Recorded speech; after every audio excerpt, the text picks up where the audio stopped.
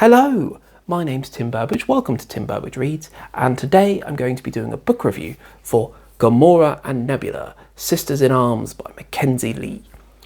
Since being adopted by Thanos, Gamora and Nebula have always grappled with who their father has pushed them to be versus who they want to be, all the while struggling to be sisters rather than enemies.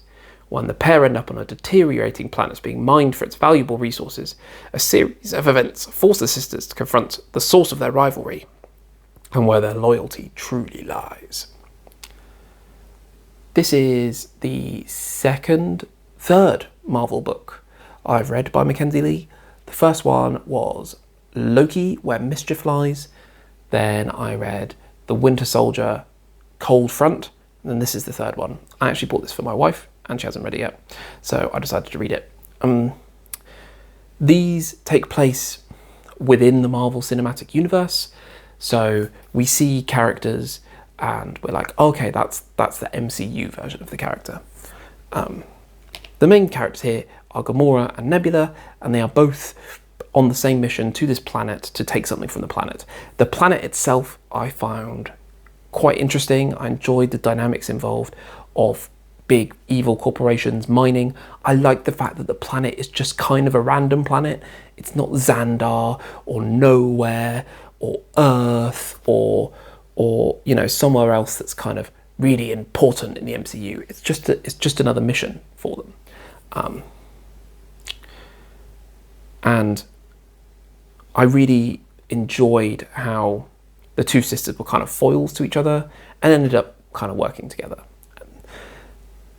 The challenge I found with this book is, one, the action there was a lot of it, and the way that it was written, I was struggling to grasp a lot of it. So quite often in action scenes, I would have to go back and reread, and then go back and reread, and kind of try and place it in my mind. I don't know, it might have just been my brain, but I found it very hard to get the details on where they were. Oh, they're running up a girder and then they're running down this and they're swinging on there. Hard to figure out the stage directions of what they were doing.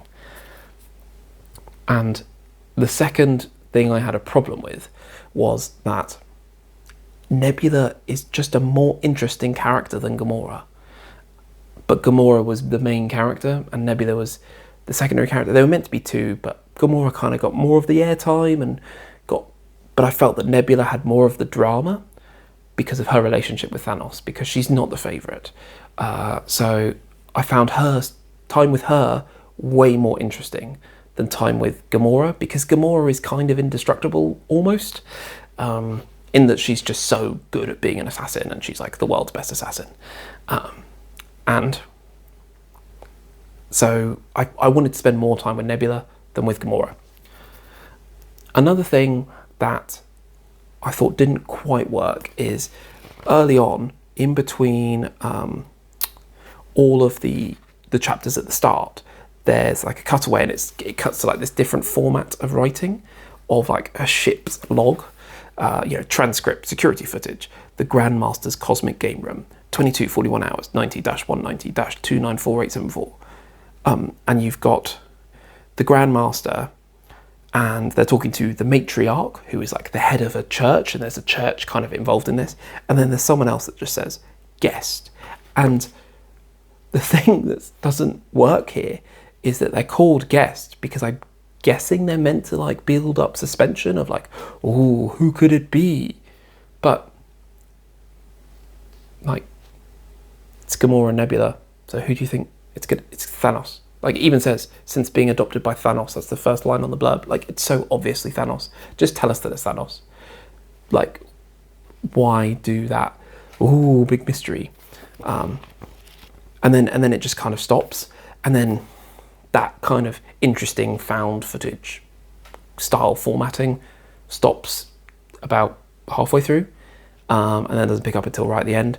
And then the thing that I found a bit of a bitter pill to swallow was the ending, how what the MacGuffin that they're looking for isn't explored that much, and is more a vehicle for them sowing tension for bad stuff to happen to people.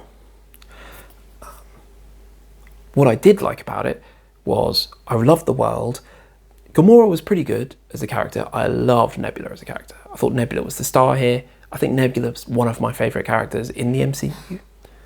But I thought the action didn't quite work and the mystery didn't quite work for me. So I gave this 3 stars. Pretty good, I recommend it, but 3 stars. Anyway, get out of my house!